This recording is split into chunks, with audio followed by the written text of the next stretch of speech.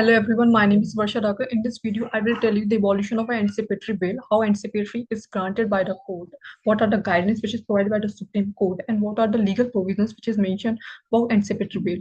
So let's begin. What is the anticipatory bail? Anticipatory bail, it means it's a legal mechanism that allows an individual to seek bail before they are arrested to protect the liberty and unnecessary detention. It is mentioned under Section 438 of the CRPC, which governs the anticipatory bail in India, and in Section 482 of the Bharatiya Nagrik Suraksha Sanhita 2023. It is a framework for court to grant bail to those who anticipate arrest. According to 41st Law Commission report, it highlighted the potential misuse of criminal laws by influential people and the false cases registered by them.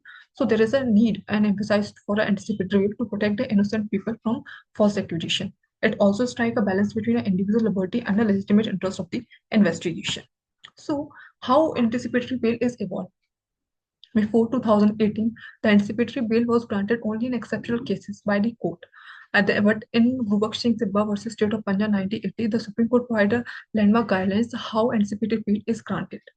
Then, after the 2018 amendment, the scope of anticipatory bail was expanded. It also granted to a person for an offense which is punishable up to 7 years of imprisonment in order to reduce arrest and detention. So there are many cases in which the Supreme Court provided guidance about anticipatory bail. The first case is Sushila Agrawal versus State of and City of Delhi 2020. It emphasizes for it is granted in a non-bailable cases. It expands the scope of anticipatory bail. In Arnab Goswami versus State of Maharashtra 2020, in this case, say the Supreme Court strike a balance between the individual liberty and the protection of free speech. In Nikhil Agrawal versus State of UP of 2022, in this case, law, the anticipatory bail can be granted for multiple offences. It provides a greater flexibility to the accused.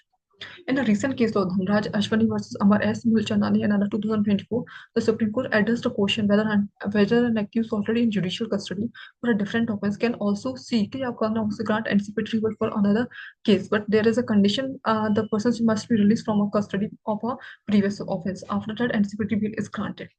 So Supreme Court interpreted the via many different case law, expanded the scope for anticipatory bail. So there are guidelines for anticipatory bail. The first guidelines is there must be a cooperation by an accused by a person with the investigation authority. The accused must not flee or evade arrest. And then there must be a striker to balance between individual liberty and the free speech, and to ensure a free and fair process among the individual to ensure free justice, yet justice. Then what are the significance of anticipatory bail? The main important significance is to protect individual liberty and prevent arbitrary arrest and ensure free and fair justice. It also strikes a balance between the rights of the accused and the legitimate need of the investigation.